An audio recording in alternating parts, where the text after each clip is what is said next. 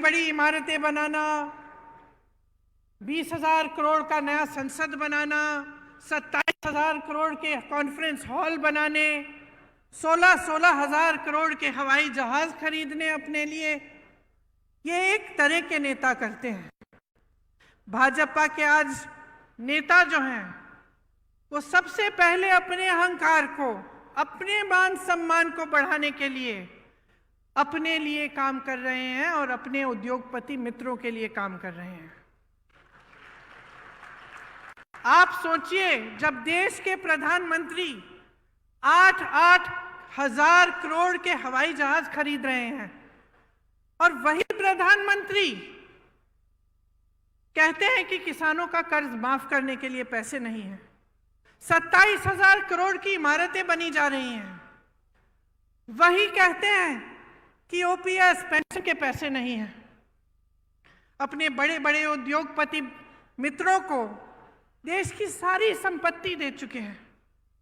तो आप सोचिए, आपने भरोसा करके दिया, सत्ता दी, आपने खड़ा किया, आपकी उम्मीद थी कि आपके जीवन सफर में वो आपकी मदद करेंगे, आपकी उम्मीद थी कि जो देश की संपत्ति है उसकी हिफाजत करेंगे। लेकिन क्या हुआ? देश की सारी संपत्ति अपने बड़े बड़े उद्योगपति मित्रों को दे दी। जो 6,000 करोड़ की कंपनियां थी, लाखों की कंपनियां थी, उनको कम दाम में बेच दिया। जहां से आपको रोजगार मिल सकता था वो अपने बड़े बड़े उद्योगपति मित्रों को बेचकर प्राइवेट कर दिया। जहां आरक्षण मिलता था वो भी नहीं मिलेगा। तो आपने उम्मीद की, लेकिन आपकी उम्मीद को तोड़ा गया। आज ये नौबत आ गई है कि प्रदेश की सरकार महंगाई के राहत कैंप लगा रही है, क्योंकि देश की जो सरकार है, केंद्र की जो सरकार है, उसने इतनी महंगाई बढ़ा दी है कि आप गुजारा नहीं कर पा रहे हैं। तो ये जो नजरिया है इन नेताओं का, जो भाजपा का नजरिया है, उसको आपको समझना पड़ेगा। क्योंकि जब जब चुनाव आता है तो धर्म और जाति की बात करते हैं। धर्म और जाति की ऐसी बात होती है जो आपके दिल में, आपके जज्बातों से जुड़ी होती है। धर्म की सुरक्षा, धर्म को आगे बढ़ाने की बात, इसे कोई हिंदुस्तानी नहीं नकार सकता। ये ऐसी चीज है जिससे हम सबके जज्बात जुड़े हुए हैं। लेकिन आपको ध्यान से समझना पड़ेगा कि ये चुनाव के समय क्यों उठ रही हैं ये बातें। चुनाव के समय ये बातें क्यों करते हैं और चुनाव के समय आपके विकास की बातें क्यों नहीं की जा रही हैं। चुनाव के समय आपको ये क्यों नहीं बताया जा रहा है कि ये जो ओपीएस पेंशन के पैसे हैं ये आपको क्यों नहीं दे सकते।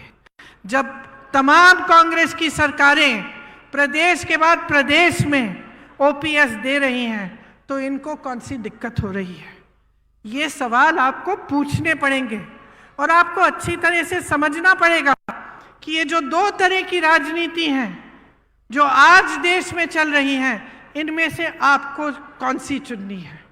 इसीलिए जब हमारे प्रधानमंत्री जी यहाँ आकर दुनिया भर की बातें करते हैं, बहुत नकारात्मक बातें भी करते हैं, तो हमें सोचना चाहिए कि ये हमारे लिए सकारात्मक बात क्यों नहीं कर रहे हैं। आपने तो देखा ही होगा, मैंने टीवी पे देखा, पता नहीं सच है कि नहीं, देवनारायण जी के मंदिर में शायद गए थे कुछ समय पहले और एक लिफाफा डाला है। अब मैंने टीवी पे देखा कि 6 महीनों बाद वो प्रधानमंत्री जी द्वारा डाला गया लिफाफा खोला जा रहा है।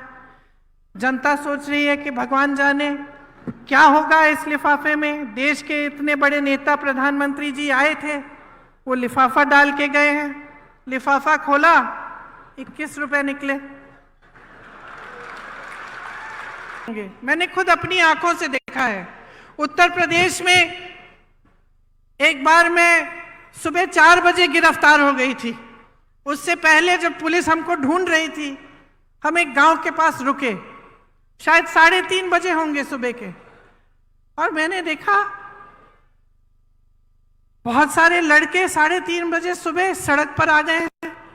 तो मैंने अपने साथियों से पूछा कि भाई इतनी सुबह सुबह क्या कर रहे हैं ये बच्चे यहाँ? सब दौड़ लगा रहे थे, सब मेहनत कर रहे थे कि जब सेना में भर्ती का समय आएगा तो हम भर्ती हो जाएंगे, हम अपने परिवारों के लिए कमाएंगे, हम अपना भविष्य मजबूत बनाएंगे। ये इसलिए तो नहीं मेहनत कर रहे कि 4 साल बाद वापस भेजा जाएगा इनको घर। देश के लिए बलिदान देने के लिए तैयार, सरहद पे खड़े होकर होने के लिए तैयार, वहां की बर्फीली चोटियों पर हमारी रक्षा करने के लिए तैयार। और आपने अग्निवीर जैसे स्कीम निकाल ली जिसके जरिए 4 साल बाद ये बच्चे जिन्होंने इतनी मेहनत की, जो इतनी इच्छा से देश के लिए तैनात होने के लिए तैयार हैं, उनका भविष्य ही आप खत्म कर लिया। इस तरह की स्कीम लाएगी क्या सरकार? जहां जहां आज मैं जाती हूं, नौजवान मिलते हैं, कहते हैं हमें जाना ही नहीं है, अब हम तो कोशिश भी नहीं करेंगे। इस बार इस साल शायद सबसे कम एप्लीकेशन गए होंगे क्योंकि कोई मेहनत नहीं करना चाहता इतना कि 4 सालों में आपको घर जाके वापस गांव आना पड़ेगा। जब हम नौकरी के लिए इच्छा करते हैं, कोशिश करते हैं, तो सबसे बड़ी चीज क्या होती है कि हमें सुरक्षा मिलेगी, हम कमाएंगे, अपने माँ बाप की देखभाल करेंगे, अपने परिवारों को मजबूत बनाएंगे और जीवन भर हमें कुछ मिलता रहेगा। तो इसी तरह से पेंशन की बात है, जब सरकारी नौकरी के लिए जाते हैं लोग तो एक बड़ी चीज होती है कि पेंशन मिलेगा, कि नौकरी 20 साल की नौकरी करने के बाद जब रिटायर होंगे तो कोई तो होगा हमें पूछने वाला, सरकार से हमें कुछ मिलता रहेगा। वो भी खत्म हो गया। तो आप बताइए, भयानक बेरोजगारी है। जहां जहां से रोजगार बन सकता था उसको तो आपने गवा दिया। बड़े बड़े PSU थे, BHEL जैसे, सब अपने उद्योगपति मित्रों को दे दिए। जो किसान थे, हैं, खेती करते हैं, एक जमाने में खेती से रोजगार बनते थे, गांव में रोजगार बनते थे मनरेगा के द्वारा। मनरेगा को भी इन लोगों ने कम कर दिया। ऊपर से नए रोजगार नहीं बन रहे हैं। जो छोटी दुकानें थी, जो छोटे कारोबार थे, छोटे बिजनेस थे, वो भी नौकरी देने के काम करते थे, उनको भी आपने खत्म करने के कगार पे कर दिया है। आपने GST थोपी, इन पे नोटबंदी थोपी, छोटे दुकानदार GST में उलझ गए एकदम। तो जहां से रोजगार बनने थे, वो सारी जो जितनी भी जगह थी जहां से रोजगार बन सकते थे, उनको आपने खत्म कर दिया। महंगाई आपने ऐसे बढ़ा दी कि मेरी बहनें दुकान जाती हैं कुछ खरीदने के लिए, खाली हाथ वापस आती होंगी क्योंकि कुछ मिलता नहीं है, कुछ खरीद नहीं पाती हैं। इतना संघर्ष कर रही हैं, बच्चों की फीस भरनी होती है, छत में से पानी टपक रहा है उसकी मरम्मत करनी है, या फिर कोई बीमार पड़ता है उसका इलाज करना है। तो टेंशन ही टेंशन होता है कि किस तरह से हम ये कर पाएंगे, क्योंकि कहीं से कमाई नहीं हो रही है। तो अगर ये परिस्थितियां हैं पूरे देश में, मोदी जी का ध्यान, भाजपा का ध्यान आपकी भलाई पे नहीं है, किस तरह से सत्ता में रहना है, किस तरह से अपने आप को मजबूत करना है, यही है उनका एकमात्र लक्ष्य और इसी पर उनका ध्यान है। इनकी नीति बन गई है, आप पिछले 10 सालों में देखिए, नीति बन गई है गरीबों से खींचना और बड़े बड़े उद्योगपतियों को सींचना। सोच लीजिए मेरी बहनों और भाइयों, भाजपा की सरकार यहां वापस आएगी तो पुरानी पेंशन खत्म। भाजपा की सरकार वापस आएगी तो सोचिए गैस सिलेंडर का क्या होगा, सोचिए कि आपको जितनी भी राहत मिल रही है उसका क्या होगा, सोचिए क्या आपका मुफ्त में 25 लाख का इलाज हो पाएगा कि नहीं, क्योंकि आपने अनुभव किया है। मैं नहीं कहती हूं कि मेरे कहने पर वोट दीजिए, अपने अनुभव पर दीजिए। आप खुद देखिए कि इस सरकार ने आपके लिए क्या किया। भाजपा आपके बारे में नहीं सोच रही है, वहां स्वार्थ हावी है।